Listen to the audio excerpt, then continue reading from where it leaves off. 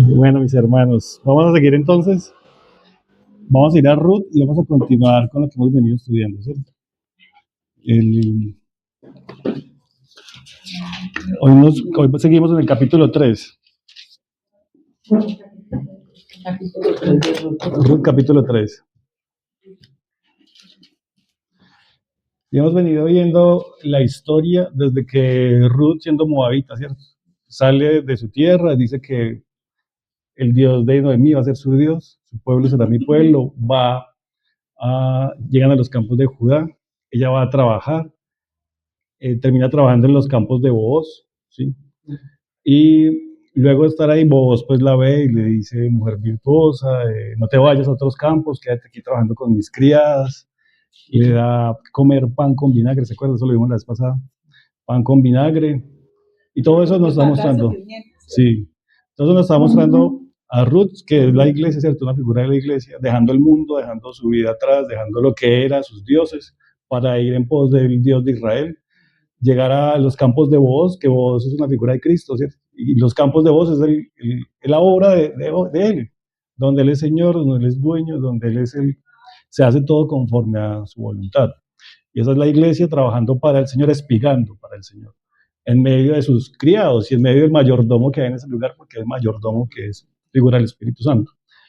Y entonces luego veíamos que vos decía, no se vaya a otro campo, quédese acá. Así como la iglesia debe permanecer en Cristo y en la obra de Cristo y no irse al mundo por necesidades o por conveniencia o por tantas situaciones que uno puede terminar saliéndose de la voluntad del Señor.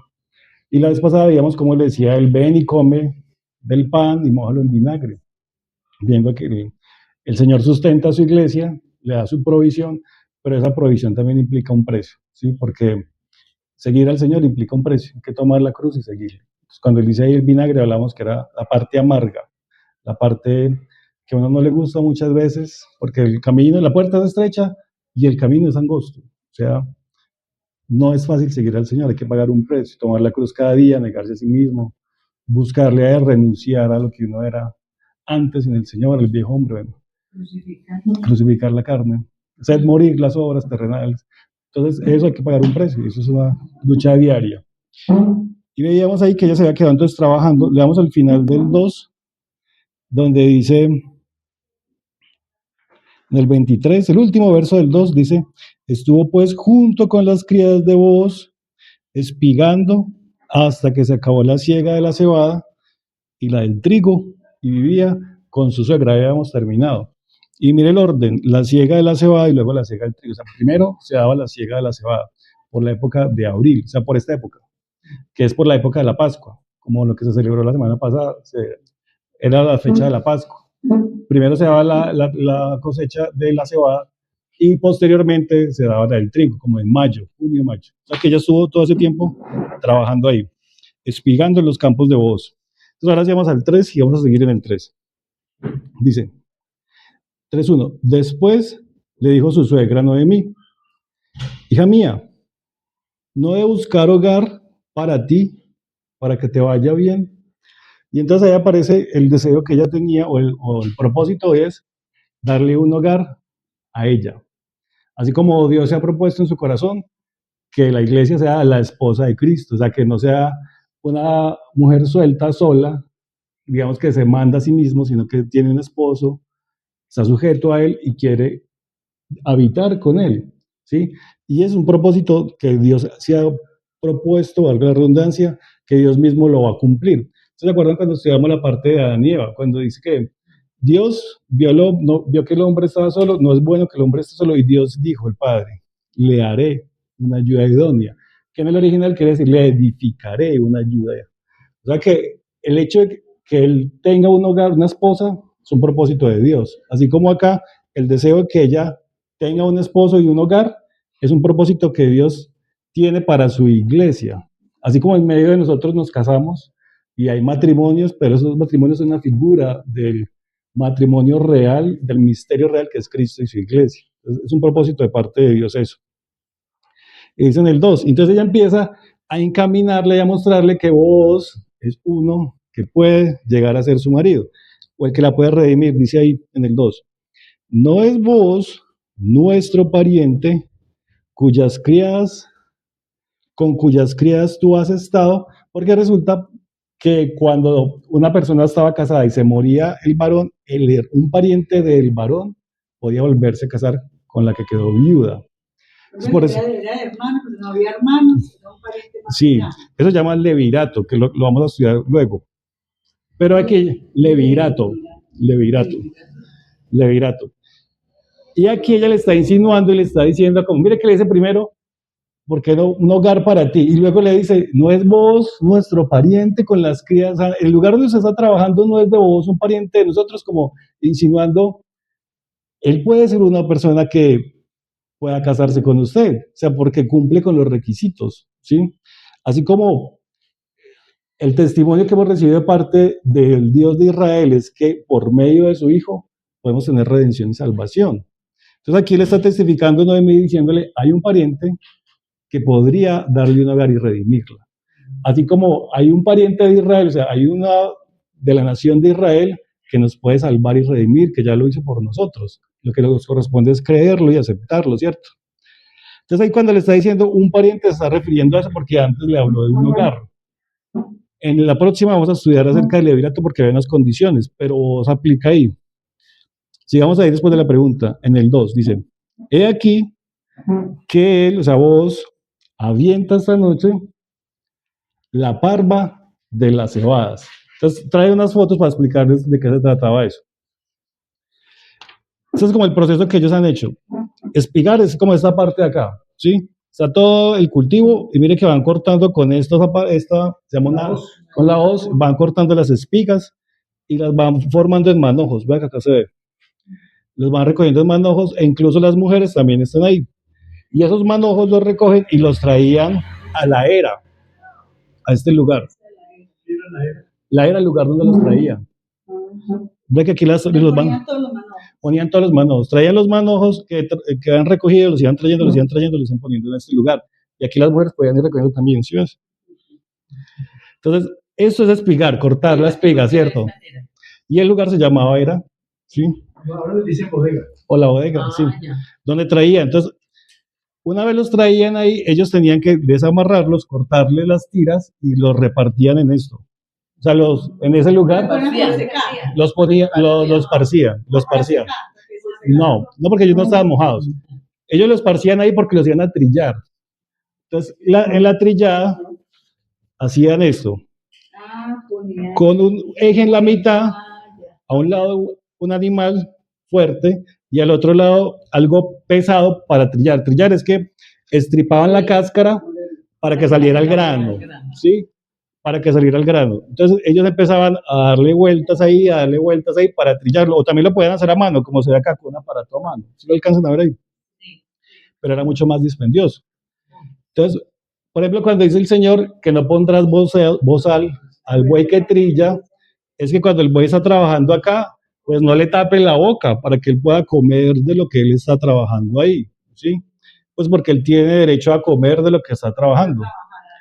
Entonces, esto de la trillada, lo hacían así con el animal o lo hacían así a mano también, era mucho más tedioso. Pero entonces acá quedaba mezclado la cáscara, el grano y la paja, queda todo mezclado ahí. Y eso es lo que llamaban, eso lo llamaban ahí parva de la cebada. O sea, la parva era la mezcla de todo eso.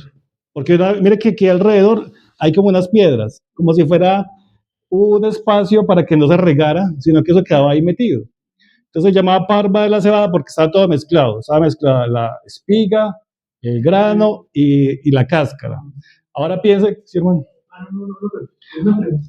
Piense, si uno fuera a sacar esos granos, ¿cuánto trabajo se demoraría uno para sacar eso? Si uno se demora desgranando arvejas, ¿sí? Ahora imagínese esto. Sí, sí, hermano. ¿No? ¿Que dicen la palabra parva para lo de panadería? Yo creo, pero no estoy seguro. Aquí le dicen parva. Sí, a lo de la panadería. Entonces para separar el grano de la cáscara, la aventaban, que era este proceso de acá. Cogían un aventador, que era esta especie de escoba, por decirlo. Entonces, al final de la tarde, empezando la noche, cuando el viento venía, ellos tiraban esto contra el viento, porque como el grano era más pesado que la paja y la espiga, el viento iba desplazando la cáscara, iba desplazando la paja, pero el grano no lo desplazaba tan fácilmente, el grano volvía a caer. Entonces él empezaba a aventarlo contra el viento para que la cáscara se fuera yendo y iba quedando el grano, fuera quedando el grano. Eso es lo que se llama aventar. ¿Sí me hago entender? Y lo hacían contra el viento, utilizando este aventador. ¿Ustedes se acuerdan cuando Juan Bautista dijo algo así? Él tiene el aventador en su mano y limpiará su era. Leámoslo, para que entendamos a qué se refiere. Eso está en Mateo 3. Mateo capítulo 3, y ya volvemos aquí a Ruth. Su aventador está en su mano y limpiará su era, y recogerá su trigo en el granero, y quemará la paja en el fuego que nunca se apagará. 3:11. 3:11 y 12. ¿Mateo qué? Mateo 3, 11 y 12. Ahí lo dice. Yo la verdad os bautizo en agua para arrepentimiento, pero el que viene detrás de mí, cuyo calzado yo no soy digno de llevar, es más poderoso que yo. Él os bautizará en Espíritu Santo y fuego. Entonces miren lo que dice Juan del Señor Jesús. Su aventador está en su mano. O sea, esto. Jesús, su aventador está en su mano. Limpiará su era. La era esto. Y como estaba mezclada la paja con el trigo, él la tiene que limpiar. Sí, limpiará su era. Una vez la limpie, recogerá su trigo en el granero, claro, y va a separar la paja para quemarla. Entonces, lo que ustedes se acuerdan de la parábola del trigo y la cizaña, es eso. Entonces, en la parábola del trigo y la cizaña, resulta que el trigo y la cizaña son iguales, externamente, son iguales. Entonces le dice al dueño, no, pues nosotros vamos y le cortamos eso. No lo corten, porque si lo cortan, van a cortar también el trigo. Espere que yo luego lo cego y yo luego lo separo. Entonces, la diferencia de cuando vamos a estar maduros es que el trigo, el peso del grano del trigo hace que la hoja se caiga. El peso del grano. Pero la cizaña se queda así. Queda de pie. Esa es la diferencia. Y entonces está mostrando que el creyente, porque ahí dice que el trigo y la palabra son los hijos del rey, ¿no es cierto? El creyente que da fruto, por el peso de su fruto, de la vida del Señor en él, ¿cierto? Del vivir del Señor, lo que ese creyente debería hacer es doblegarse delante del Señor por el fruto que ese creyente tiene. Pero el que es cizaña, que no tiene fruto sino apariencia, se queda erguido, ¿sí? Se queda erguido porque es solo apariencia, ¿sí? Si la cizaña es tóxica, no se puede comer. En cambio, el fruto del trigo sí. Entonces, con esa parábola y con lo que hacía Juan el Bautista, y cuando uno lee Apocalipsis dice que el Señor tiene un aventador en su mano y mandó a los ángeles a cegar. O sea, está hablando de esto. En medio de la obra del Señor, que es el campo, ¿cierto? Cuando el Señor dice, la mies es mucha, o sea, hay una obra del Señor, ahí Él tiene que separar el grano de la paja. O sea, tiene que separar los que han dado fruto de los que no han dado fruto. Porque la paja es todo aquello, lo superficial, banal, humano, terrenal, que no es fruto del Señor.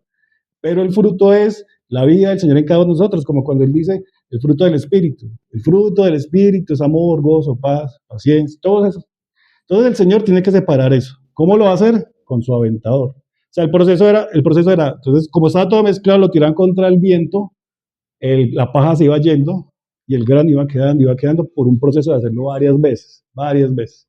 Que eso es como se llama también zarandeo. ¿Se acuerdan cuando el Señor le dijo a Pedro? Satanás te ha pedido para zarandear, pero yo he rogado que tu fe no falte, ¿sí? O sea, el Señor tiene que zarandear esto, nos tiene que zarandear para que lo que es paja se vaya y vaya quedando el fruto, que es la vida de Él en nosotros, que da fruto, ¿sí? Eso es lo que tiene que ir quedando. Y el Señor tiene que separar eso, y luego, ¿qué va a hacer con la paja? La quema. O sea, la paja no sirve para nada. Así como cuando en 1 Corintios 3 dice que nuestra obra va a pasar por fuego, y hay que ver si se quema o no se quema, aunque seremos salvos, pero por fuego, dice ahí. Entonces miren cómo coincide, y uno viendo eso entiende de qué se trataba. O sea, es la obra del Señor y Él tiene que separar lo que es paja de trigo, del grano, y lo hace de esa manera. Entonces, aventar La parva de la cebada era coger esa mezcla que quedaba ahí después de trillar, que tenía paja, tenía cáscara, ¿cierto? Y tenía la semilla, y el fruto tenía que irla separando para que finalmente quedaran solo los granitos. Entonces, eso era aventar la parva de la cebada, y finalmente quedaba así. Este es el trigo completo. Este es cuando ya lo han trillado, pero ahí tiene cáscara y semilla, y aquí ya está solo la semilla. Pronto se ve más en esta imagen. Por ahí externamente se ve como lo mismo, pero esto es con cáscara y esto ya es sin cáscara. Pero la forma de quitarle la cáscara es ese proceso de aventar. O sea que cuando el Señor a nosotros nos esté aventando, tiene su sentido. Se lo voy a pasar para que los miren. Cuando el Señor tiene que aventarnos, o sea, tiene que, ahí dice, el aventador está en su mano y limpiar la suera. O sea, el Señor tiene que limpiarnos para que saque lo que no es de Él y quede lo que realmente sea de Él, y lo que no es de Él lo tiene que quemar. Sí, lo tiene que quemar. Entonces, ahí ahora sí volvamos a Ruth. Mira, cómo se va, lo va llevando el viento. Vea. Ahí está. Él trajo video, muy bien. Ay, qué chévere. ¿Qué más? Que lo levante y el viento se lleva la paja. Buena. ¿Qué más, Liliana? Pesa menos. Estamos buenos. Buenas noches. Que pueda.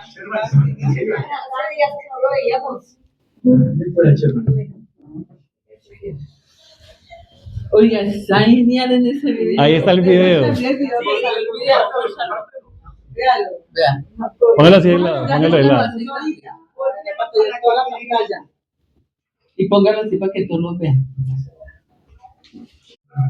Ahí se da cuenta que todo lo que el Señor dice tiene un sentido y un propósito, porque uno a veces lo pasa de largo y no dimensiona lo que hay detrás de lo que el Señor está diciendo ahí. Entonces volvemos a Ruth. Ahí en el capítulo 2, ¿cierto? Perdón, capítulo 3, verso 2. 2, 3. 3-2. 3, 2, sí, 3, 2. Entonces, mire, le está diciendo Noemí, ¿por qué no un hogar para ella, cierto? Le diciendo, vos es un pariente que puede redimirla, y luego le está diciendo, él va a aventar la parva de la cebada esta noche, o sea, va a hacer ese proceso que veíamos ahí, lo va a hacer esta noche. O sea que ya habían recogido las espigas, lo hacían, sí, era la brisa que en ese momento era la brisa apropiada para hacer eso, porque si es muy fuerte se lleva todo. Eso es como una época de verano, ¿cierto? Sí, porque esto iba terminando, la parva de la cebada se iba dando entre abril y mayo, ¿sí? Y lo hacían al atardecer o al principio del anochecer porque la brisa era la apropiada para separarlo. Si lo hacían en otro momento, o venteaba mucho y se les llevaba todo, o no había el viento suficiente. Por eso lo hacían en ese momento. Y por eso dice ahí que lo iba a hacer por la noche. Entonces le dice, vaya esta noche. Pero entonces mire las instrucciones que le empieza a dar. Te lavarás, pues, te ungirás, y vistiéndote tus vestidos, irás a la era. Mas no te darás a conocer al varón hasta que él haya acabado de comer y de beber. Era la instrucción que le está dando, que se lave, que se unja y que se vista. Que fuera bien limpiecita, bien perfumada, con su mejor vestido. Y que no se dé a conocer, o sea, ella va a revelarse a vos y le va a decir como, yo soy una persona que me puede redimir, pero solo lo va a hacer hasta que él haya, dice ahí, acabado de comer y de beber, ¿sí? Entonces, todos estos aspectos nos hablan de la obra de Cristo en la iglesia y aspectos de la iglesia. Cuando dice, por ejemplo, lavar, hace referencia a que Él nos tiene que lavar a nosotros primero. O sea, Él nos tiene que limpiar con su sangre preciosa. Leámoslo en Apocalipsis y ya volvemos a Ruth. Apocalipsis capítulo 1.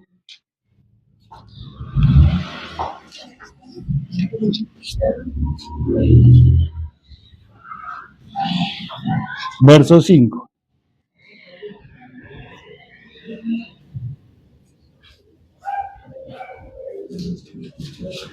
Apocalipsis 1, verso 5. Dice, y de Jesucristo, el testigo fiel, el primogénito de los muertos y el soberano de los reyes de la tierra, al que nos amó y nos lavó de nuestros pecados con su sangre. Entonces, el hecho de que ella, para poderse presentar ante él y decirle, puedo ser su esposa, me puede redimir, ella tiene que estar limpia. Así como la iglesia, para poder ser la esposa de Cristo, tiene que estar limpia. Y la única manera de poder estar limpia es por medio de la sangre de él mismo que él ofreció para limpiar nuestros pecados. Entonces nos habla de la limpieza que Cristo ha hecho por nosotros, ¿sí? Si uno ve en el Antiguo Testamento, los sacerdotes, cuando ellos iban a ejercer, les hacían lo mismo. Los lavaban, los vestían y los ungían. Las tres cosas que dice que le dijo Noemí a Ruth: lávate, úngete y vístete. Lo mismo que hacían con los sacerdotes en el Antiguo Testamento. Entonces, el primer aspecto nos habla de la limpieza de la iglesia, que solo es por medio de Cristo. Entonces, aparte de lavarse, ella tenía que ungirse. Leamos 2 Corintios, capítulo 1. 2 Corintios, capítulo 1, verso 21. Segunda de Corintios 1. 2 Corintios 1, sí. 2 Corintios, capítulo 1, verso 21 y 22. Dice, y el que nos confirma con vosotros en Cristo, y el que nos ungió, es Dios, el cual también nos ha sellado y nos ha dado las arras del Espíritu en nuestros corazones. Fíjese la frase que dice ahí, el que nos ungió es Dios. Y ese ungir hace referencia a que nos ha dado el Espíritu. Y no solamente nos ha dado el Espíritu, sino que nos ha escogido y nos ha apartado para Él. Porque en el Antiguo Testamento se ungía con varios propósitos. Uno de los propósitos era mostrar que alguien había sido escogido por Dios para un cierto cargo, como cuando ungían a los reyes o cuando ungían a los sacerdotes, ¿sí? Pero también es otra figura del Espíritu Santo viniendo sobre la persona, porque el aceite nos habla del Espíritu Santo, ¿cierto? Entonces, ese ungir hace referencia al Espíritu Santo en nuestras vidas, pero también el hecho de que Él nos ha escogido y nos ha apartado para Él, que no le pertenecemos a este mundo, sino que le pertenecemos ahora a Él, y somos peregrinos y extranjeros en esta tierra, y ya no somos de acá. Cuando los que sí que llamaron a los ancianos de la iglesia Y le unjan. Eso es para los enfermos, sí. Sí, o sea que eso sí es. Sí, está en el Nuevo Testamento. O sea que eso es. Sí, sí, en el Nuevo Testamento dice. ¿Y por qué? O sea, ¿qué símbolo tiene ese ungir? No, es como mostrando, o sea, el aceite no hace nada, ni tiene poder, ni nada. No puede nada. No, es Pero una lo hacen en instrucción. muchas Sí, no, pero él no. cogen el algodón y piensan que se Pero, o sea, eso, o sea, sabemos que el aceite no tiene ningún poder ni nada, pero se hace con qué. ¿Qué sentido tiene eso? Pues está mostrando como el poder del Espíritu Santo ahí sobre la persona. Por ejemplo, acá, digamos, en la palabra en hebreo, kamashá, que es como untar, frotar o cubrir con aceite. Ungir, ¿sí? Significado, el propósito como tal, se trata de un acto de consagración para apartar a alguien, los reyes, los sacerdotes, o algo en tabernáculo para el uso de Dios, como consagrarse Para un servicio, para una tarea específica. Pero hoy en día se puede. Sí, eso está en Santiago. Dice que si alguien en la congregación está enfermo, llame a los ancianos de la iglesia y oren por él y lo unjan con aceite, que el Señor perdonará sus pecados y le sanará. O sea, eso lo dice en Santiago, está en el Nuevo Testamento. ¿Sí? Eso se aparece ahí, ungir a los enfermos, por parte de los ancianos cuando ellos están enfermos. Se aparece. Pero es una muestra como del Espíritu Santo ahí obrando. O sea, el aceite en sí no tiene ningún poder, ¿cierto? Pero la Biblia dice que ungirlo, ¿sí? Como una manera de decirle, aquí está el Señor obrando en su vida también. ¿Sí me hago entender? Pues aparece ahí. Entonces veíamos, lavarse, ungirse y vestirse. Miramos en Apocalipsis 19,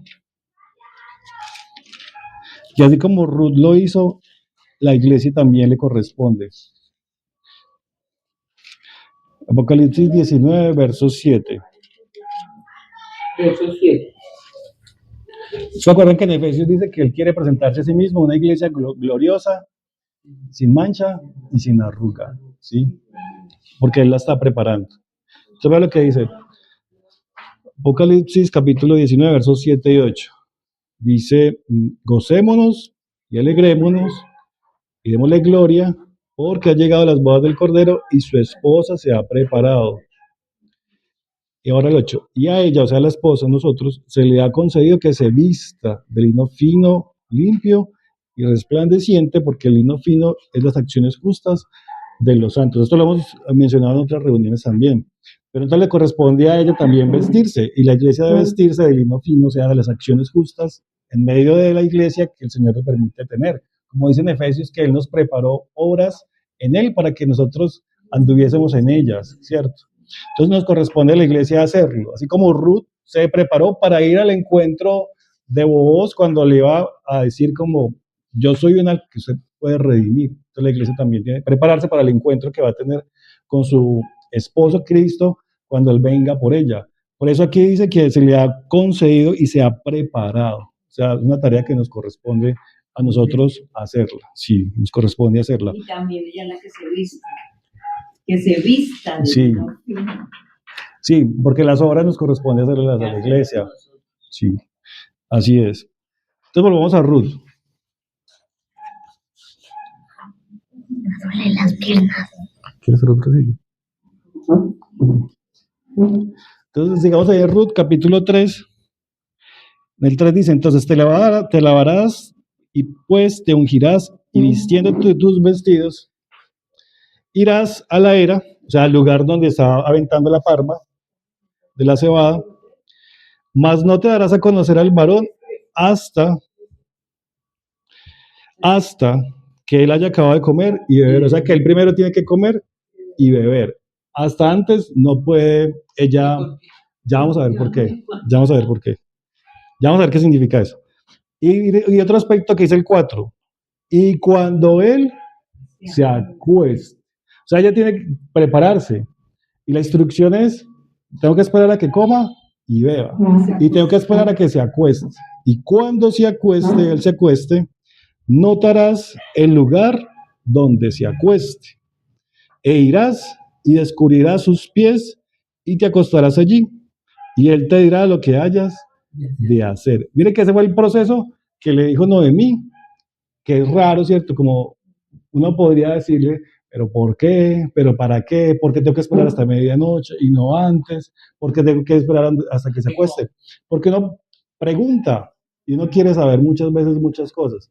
Pero el Señor aquí le está mostrando que ella es sumisa y obediente. Y hace la instrucción sin preguntar. Porque uno tiende muchas veces a pedir muchas explicaciones al Señor. Pero el Señor lo que quiere es que le obedezcamos, ¿sí? Y noten que hasta que se acueste, porque ellos tenían que acostarse alrededor del grano, porque si no se lo robaban.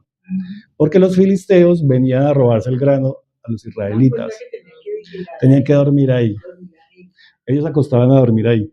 Entonces la instrucción era esa, ojo que tenemos que tener eso claro. Límpiese, únjase, vístase, espera que él coma, beba. Arriba. Bueno. Espere que él coma, beba, y luego vaya, mire dónde se acostó y descubra sus pies, y ahí se va a revelar. Entonces vamos a seguir leyendo y ya vamos a ver de qué se trata todo eso. En el 5. Y ella respondió, haré todo lo que tú me mandes. Así como nosotros. Igualito. Igualito. Como dijo el pueblo de Israel, pero después dijo, no. Así que si uno le da una instrucción, empieza a preguntar y a preguntar y a preguntar. ¿Por qué? Ajá, no entiendo, eso no tiene sentido, pero ¿cómo? No, hay que ser obedientes a la palabra del Señor, sí, y seguir la palabra. Entonces vamos al 6. Entonces mira lo que ella se hizo. Descendió pues a la era e hizo todo lo que su suegra le había mandado. Bien obediente. Bien obediente. Sí, eso muestra el carácter de ella. Eso muestra el carácter de nosotros. Deberíamos ser así, sumisos al Señor y a la palabra del Señor. Y obedientes y seguir la instrucción tal cual nos la ha mandado. Y en el 7. Y cuando, entonces mire lo que va a pasar. Cuando vos hubo comido y bebido, mire la instrucción que le había dado. Ella ya se había limpiado, ya se había ungido y ya se había vestido porque eso lo hizo previamente. Ya estaba ya en la era. Entonces está esperando. Comió y bebió. Y su corazón estuvo contento. Se retiró a dormir a un lado del montón. ¿Sí ven? Tenía que dormir al lado del grano para que no se lo robaran. O sea que Ruth estaba viendo. Y ya cuando él se fue a dormir, porque fue la instrucción que le dijo Noemi, entonces ella vino. Entonces vamos a mirar primero estos aspectos y luego vamos a ver qué pasa después. Dice que tenía que esperar a que hubiera comido y bebido. Entonces vamos a ver eso qué representa. Vamos a ir a Juan. Sin perder Ruth. Sin perder Ruth, porque ya volvemos a Ruth. Juan capítulo 4. Juan 4.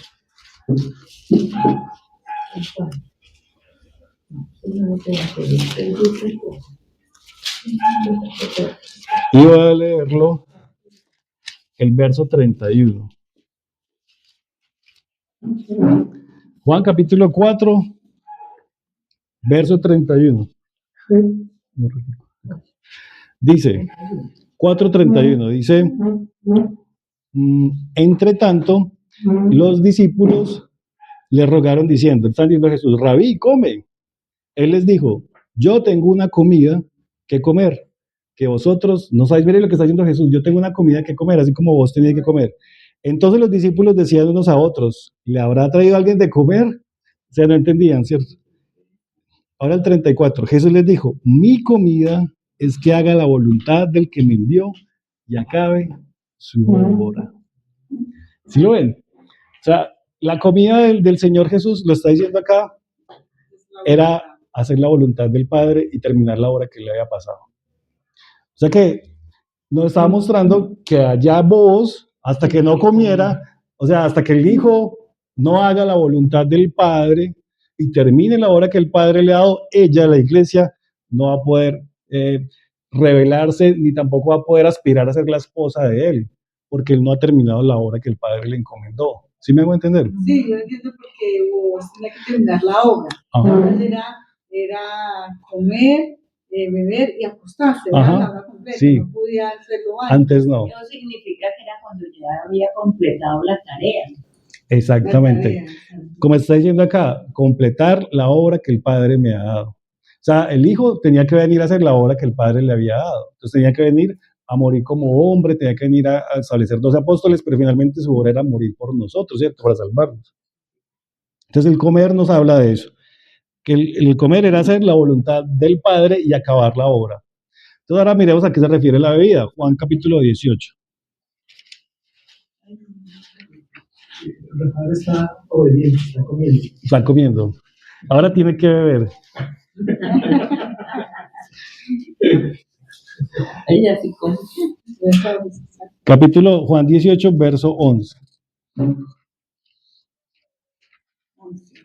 Dice, Jesús entonces dijo a Pedro, eso fue cuando lo fueron a arrestar y Pedro le cortó la oreja a uno de los siervos, él le restaura la oreja y le dice, Jesús entonces dijo a Pedro, mete tu espada en la vaina, la copa que el Padre me ha dado, ¿no la he de beber?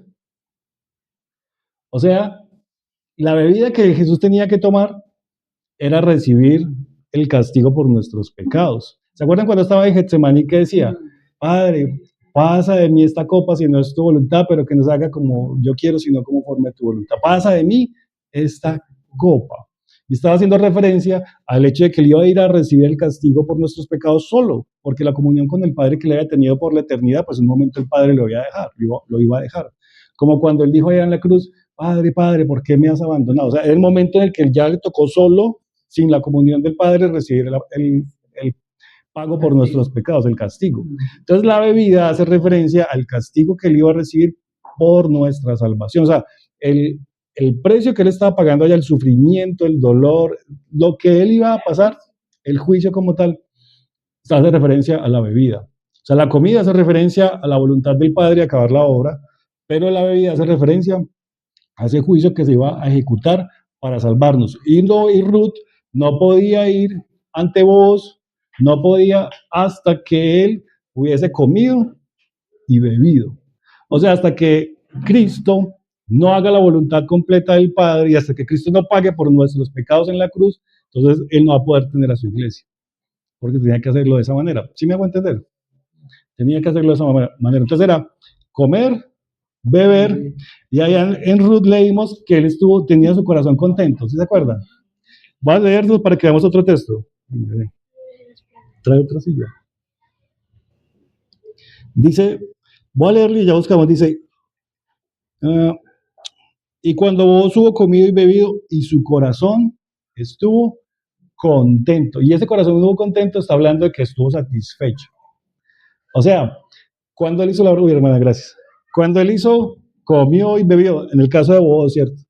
Su corazón estuvo contento que él se pudo ir a dormir. O sea, estuvo satisfecho. Es como cuando usted se pone a hacer un trabajo y usted dice, terminé lo que yo tenía que terminar y ya estoy tranquilo y me puedo acostar. O sea, estuvo contento, satisfecho con el trabajo que él estaba haciendo. Así como Cristo entonces comió la voluntad del Padre, ¿cierto? Hacer la voluntad del Padre, bebió el juicio, la ira que iba a recaer sobre él y estuvo luego satisfecho y contento. Está hablando de que él completó la obra que tenía que hacer porque el Padre se le había comentado y finalmente estuvo satisfecho de haberlo logrado. Claro, y ese es el pasaje que vamos a leer. Ahí en Juan capítulo 17, vamos a leer 2 en Juan. Juan 17.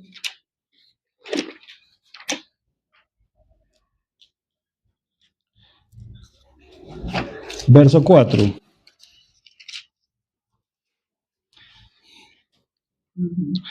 Mire lo que dice. Es la oración de Jesús por los discípulos. Dice, yo te he glorificado en la tierra, he acabado la obra que me diste que hiciese, ¿cierto? O sea, Jesús está diciendo, la obra el pan que me tocaba comer, la obra que era la voluntad del Padre, lo hice, o sea, cumplió. Ahora tenía que ir a recibir el juicio con la copa que tenía que beber. Y luego leamos el capítulo 19, Juan 19, verso 30. Juan 19, verso 30.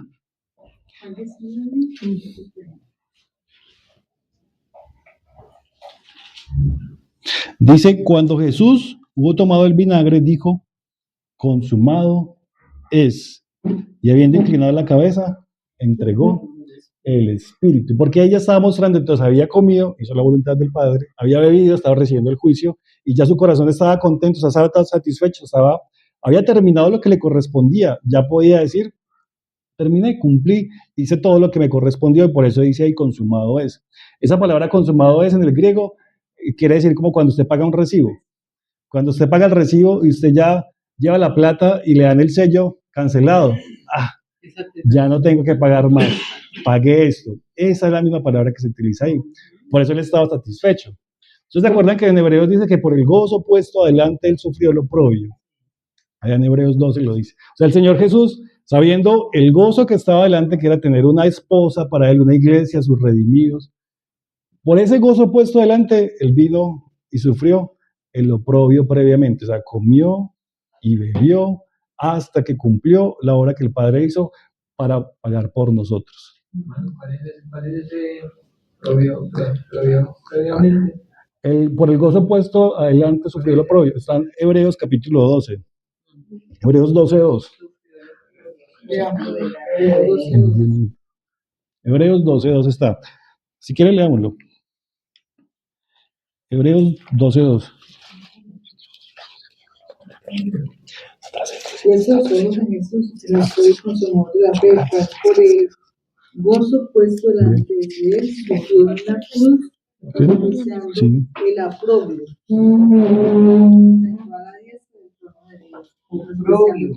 Menospreciando el oprobio. Mire que ahí lo dice, por el gozo puesto delante de él, sufrió la cruz, menospreciando el oprobio, y se sentó a la diestra del trono. ¿El oprobio qué? Es como el desprecio, como el castigo, como el sufrimiento, como, claro, todo lo que implica que lo escupieran, que le pegaran, que lo maltrataran, o sea, todo eso que pagó por nosotros.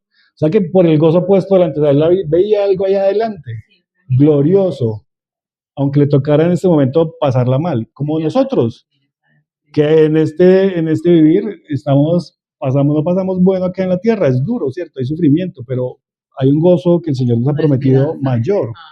Entonces, eso es lo que nos sostiene a nosotros, ¿cierto? No las cosas terrenales, sino lo que el Señor nos ha prometido después.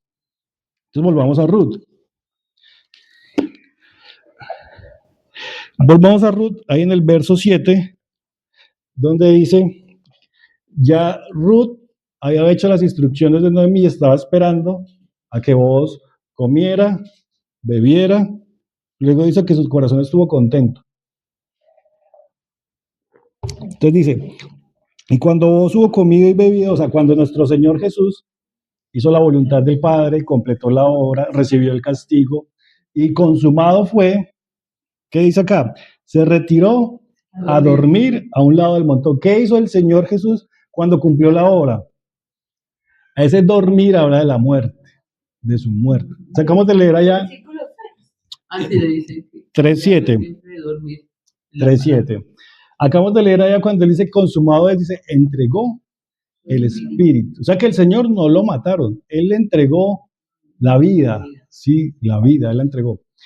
Y eso estaba mostrando que cumplió toda la obra, consumado es, terminé. Y entonces se fue a dormir, en el sentido de que su muerte no fue una muerte eterna, sino que él se volvió a levantar al tercer día. Y cuando uno lee en la Biblia, aparece el dormir, se refiere a lo que nosotros llamamos muerte. Como cuando, por ejemplo, Lázaro estaba muerto. ¿Y qué le dice el Señor? No está muerto, está durmiendo, se duerme. O como cuando dice Pablo, los que duerman en Cristo resucitarán primero. Entonces el dormir se refiere a la muerte, pero una muerte temporal, porque finalmente nosotros vamos a volvernos a levantar. Como cuando Dios hizo caer en sueño profundo a Adán, y cuando él estaba durmiendo, toma la costilla y forma a Eva, ¿se acuerdan? O sea, él tiene que dormir y una vez duerme puede dar fruto para tener a su esposa. Así como está mostrando acá, que vos tenía que dormir primero, antes, hasta ese momento, ya Ruth podía ir a contemplar donde él estaba para poder decirle, redímame. ¿Sí me hago entender? Entonces, aquí cuando dice se retiró a dormir a un lado del montón, está refiriéndose a la muerte de nuestro Señor Jesús. Y miren el orden de las cosas. Comió, bebió, estuvo contento y se retiró a dormir. El Señor Jesús hizo la obra del Padre, la voluntad del Padre, que es la comida, la bebida, recibió el juicio de Él, estuvo contento, consumado es, y entregó el Espíritu. Se retiró a dormir porque había cumplido la obra. Entonces, por eso la indicación era, hasta que Él se vaya a dormir, ahí sí usted vaya. Entonces, hasta que la iglesia contemple eso en Jesús y vea, sí, Él hizo la voluntad del Padre, cargó con nuestros pecados, consumado fue su obra y durmió. Entonces la iglesia debe contemplar eso. ¿Qué es lo que pasa ahí luego? Miremos del 7. Se fue a dormir a un lado del montón. Entonces ella, o sea Ruth, vino calladamente y le descubrió los pies y se acostó. O sea que la iglesia tiene que mirar dónde es que el Señor se ha ido a dormir. O sea, la iglesia tiene que contemplar la obra del Señor, de Jesús, y ver y ser testigo de la muerte que Él ha hecho por nosotros. Pero no solamente de su muerte, sino ver también el proceso que llevó. Comió, bebió, fue satisfecho y durmió. ¿Sí me hago entender? O sea, nosotros como iglesia debemos contemplar de nuestro Señor Jesús la obra que hizo tan grande por nosotros, que fue un varón perfecto, que no hubo pecado en Él, que vino como hombre, que satisfizo completamente. Eso habla de la voluntad del Padre, ¿cierto? Y luego cuando dice que bebió, entonces tenemos que ver que recibió nuestro juicio, nuestro castigo, pagó por nuestros pecados, así como dice la profecía en Isaías 53, ¿cierto? Como cordero fue llevado al matadero. Cuando vemos que el corazón contento, estamos viendo todo lo que les mencioné hace un momento, el gozo puesto adelante. Él decidió por ese gozo sufrir por nosotros, sufrir la cruz. Y luego cuando Él se retira a dormir, tenemos que contemplar su muerte, ser testigos de su muerte, para que luego podamos contemplar su vida y victoria en su resurrección. Pero a la iglesia le corresponde contemplar eso del Señor Jesús. ¿Me hago entender? ¿Qué es lo que ella está haciendo ahí? Sí. ¿El gozo puesto delante es ya cuando se casa? No, aquí está diciendo que cuando el corazón de vos estuvo contento, Él se fue a dormir. Cuando hizo toda la tarea. O sea, él comió, bebió, estuvo contento vos y luego se retiró a dormir. Entonces eso habla de la obra de Cristo. Cumple la voluntad del Padre, ¿cierto? Que es la comida. La bebida hace referencia al juicio que recibe por nuestros pecados. Y luego el corazón contento hace referencia a consumado es, a que cumplió lo que le correspondía. Y una vez consumado eso, una vez cumplió todo, él se retira a dormir, o sea, él entrega el espíritu y muere. ¿Sí me hago entender? A eso hace referencia. Entonces nosotros nos contemplar eso. Miren el 8. Y aconteció que a la medianoche, entonces ella se acostó y le descubrió los pies. Eso parece para nosotros como un poco raro, ¿cierto? Que le descubran los Sí, pero era una forma de que una persona mostrarle a la otra diciéndole, yo soy dispuesto a ser su siervo, ¿sí? A servirle. Porque para nuestra época eso puede ser como un acoso, ¿cierto? Como abusar de la confianza del otro. Una cosa sexual. Sí, sí, tal cual. Tal cual. Pero ¿qué estaba pasando ahí? Y más que es una mujer, ¿cierto? Él está diciendo, estoy dispuesta a ser su sierva. Esa era Y a la servirle. cultura. Sí, tiene que ver con la Y él lo cultura. entiende. Claro, y él lo entiende de esa manera. Entonces le descubrió los pies y se acostó. Entonces ya ten en cuenta que eso es en un lugar oscuro, no hay luz eléctrica como tenemos nosotros. Las mujeres estaban tapadas ahí. Pero así como hay tapadas en la... No sé qué tan tapada esté ahí, pues con velo y eso, no sé qué tanto estaba. Entonces dice en el 8, y aconteció que a la medianoche se estremeció aquel hombre. Entonces ya él estaba durmiendo, se acuesta solo, pero se levanta y se despierta y está ella ahí. Así como Cristo se va, casi como Adán. Adán se duerme, Dios lo hace caer en un sueño profundo solo, y cuando se despierta, ve a Eva, y así como Cristo solito va a la cruz por nosotros, pero ya cuando se despierte, ya ha pagado el precio para poder tener a su propia iglesia, a su propia esposa. Entonces, y aconteció que a la medianoche se estremeció aquel hombre y se volvió, y aquí una mujer estaba acostada a sus pies. O sea que ahí ya, habiendo cumplido la obra, ya aparece ella. Así como en todos los casos que hemos visto, siempre primero se da la muerte antes de poderse dar la esposa. ¿Sí lo han notado? Adán durmió primero para Eva. Isaac primero fue sacrificado por Abraham antes de que Abraham le buscara la esposa. ¿Sí se acuerdan? José primero fue despreciado por sus hermanos, echado al pozo, que representa la muerte, antes de ser glorificado en Egipto. Moisés fue rechazado por sus propios hermanos en el desierto, que se representa la muerte, y allá luego consigue su esposa Séfora y viene luego a servir a Dios. Siempre aparece primero la muerte antes de la esposa, así como Cristo tenía que morir por nosotros primero, para luego sí poder reclamarnos y comprarnos para Él. Entonces dice, una mujer acostada a sus pies, y en el 9, entonces él le dijo, ¿quién eres? Claro, pues si todo estaba oscuro, y ella respondió, yo soy Ruth, tu sierva. Extiende el borde de tu capa sobre tu sierva, por cuanto eres pariente cercano. Y ese extender el borde de la capa era una costumbre de acoger, que los varones acogiera a la mujer como esposa. Mire que lo dice en Ezequiel, leámoslo. Ezequiel capítulo 16. Vamos a terminar. Y ya, Ezequiel capítulo 16. ¿Cómo? Vamos. Ezequiel 16.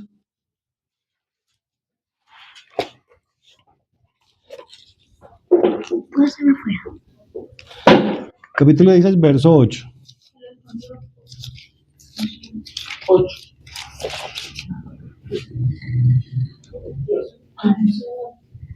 Después de Proverbios, Isaías. Lamentaciones, Jeremías, Ezequiel. 16, 8. 17.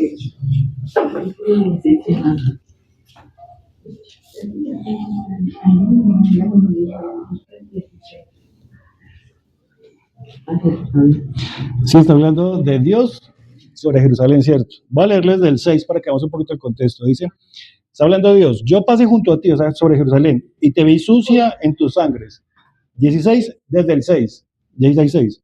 Yo pasé junto a ti y te vi sucia en tus sangres, y cuando estabas en tus sangres te dije, vive. Sí, te dije, cuando estabas en tus sangres, vive.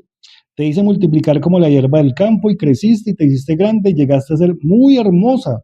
Tus pechos se habían formado y tu pelo había crecido, pero estabas desnuda y descubierta. Está hablando de Jerusalén, luego de que tantas veces la invadieron, tantas veces le pasó, y está hablando de Dios con respecto a ella. Y mira lo que dice en el 8.